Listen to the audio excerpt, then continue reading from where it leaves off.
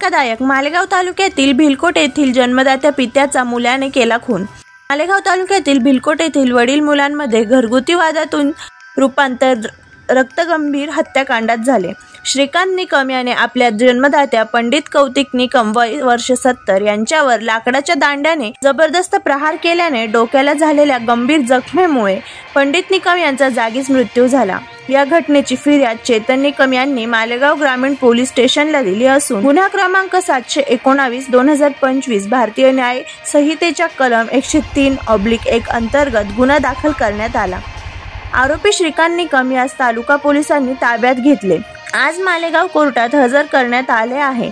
पुढील तपास मालेगाव ग्रामीण पोलीस स्टेशनचे PI प्रीतम चौधरी यांच्या मार्गदर्शनाखाली सहाय्यक पोलीस निरीक्षक प्रीती सावजे, सहाय्यक पोलीस निरीक्षक भदाने हे करीत आहेत.